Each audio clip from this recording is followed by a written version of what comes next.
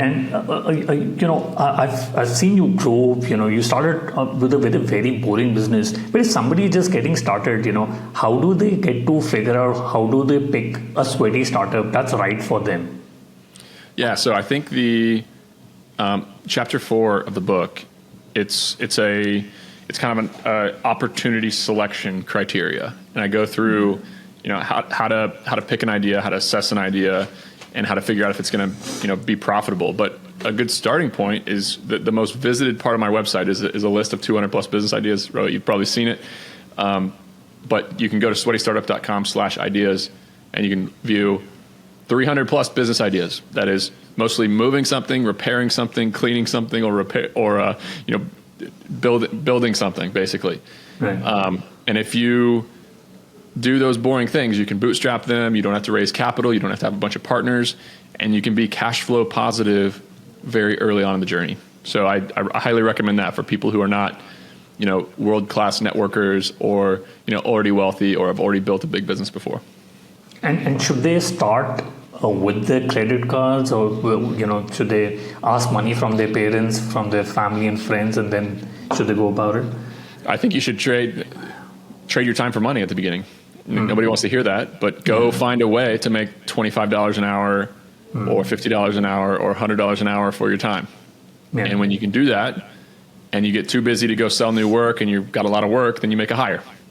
And the next thing you know, 5 years later, you can have a really big, successful business. So I don't like the idea of going into debt for a business. I don't like the idea of putting a bunch on credit cards.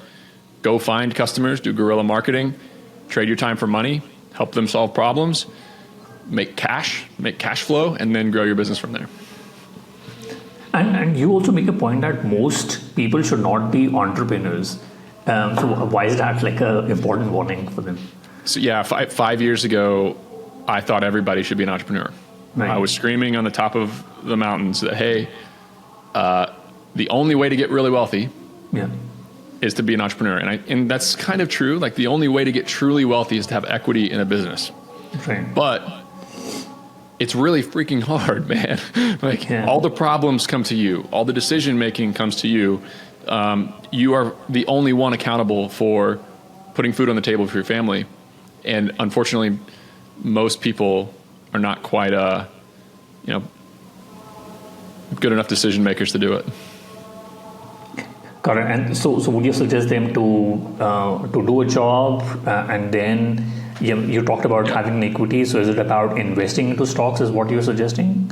I think 90% of people would be more happy having a job forever than ever owning a business, because they just don't thrive under the chaos and uncertainty and have to making all these decisions. Every time my phone rings as an entrepreneur, it's a problem. It's not a good thing.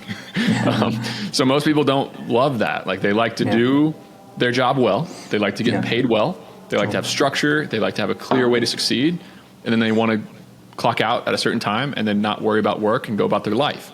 That's not an option as an entrepreneur. So I think most people find a job you like, find a boss who respects you, find a work environment where you're working on stimulating things, and go build a really good life for that. But yeah, also a great way to do it is to use a job to build the skills.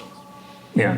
Build the skills, build the bankroll, save a little bit of money, and then go launch the business after you have some skills, because it's hard to run a business without any skills as well.